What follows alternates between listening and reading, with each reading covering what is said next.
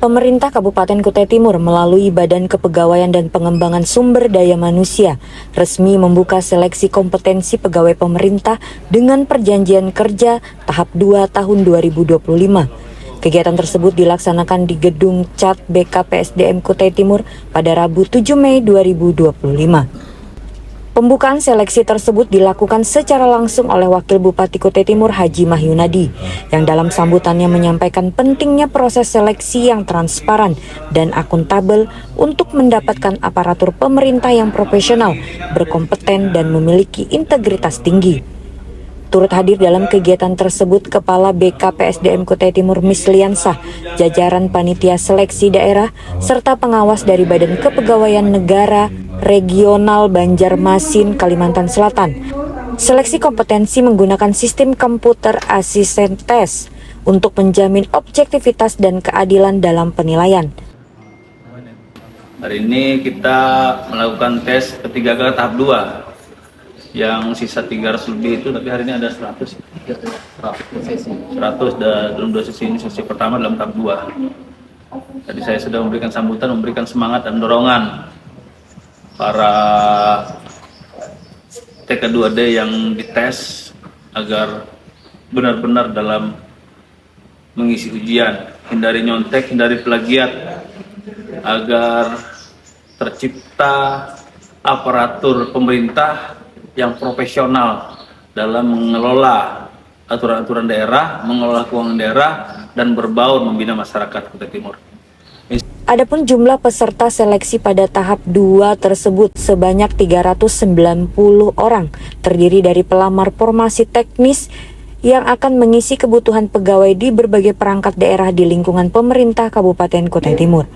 Pemerintah daerah berharap dengan terselenggaranya seleksi tersebut, Kutai Timur dapat memiliki tenaga P3K yang andal dan mampu menjawab tantangan pelayanan publik ke depan. Dari Gedung Cat BKPSDM Pusat Perkantoran Bukit Pelangi Sangatta, Prokompi untuk Kutai Timur melaporkan.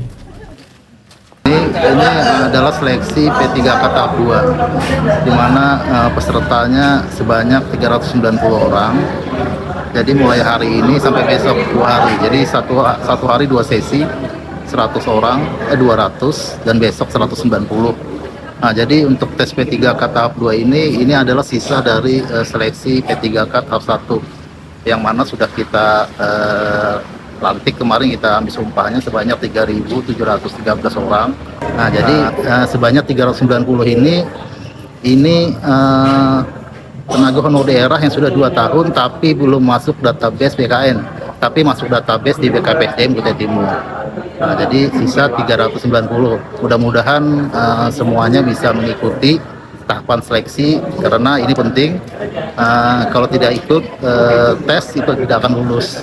Nah, jadi kalau mereka tes bisa menjawab soal dengan bagus, dengan baik, dan mereka akan lulus. Kalau secara aturan memang tidak diperbolehkan lagi sudah pemerintah daerah untuk mengangkat tenaga honor daerah setelah kelulusan P3K ini. Jadi yang bisa diangkat itu adalah tenaga outsourcing.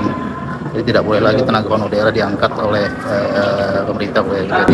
Jadi gini, nanti kan tes P3K ini pasti ada lagi, tapi tidak khusus untuk tenaga honor.